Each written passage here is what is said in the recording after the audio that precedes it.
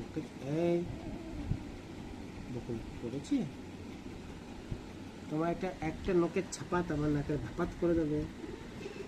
হ্যাঁ হুম?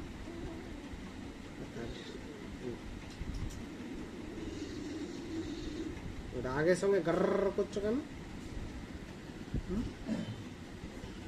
ছাপো না, যা খুশি করে না লেগে গেছে।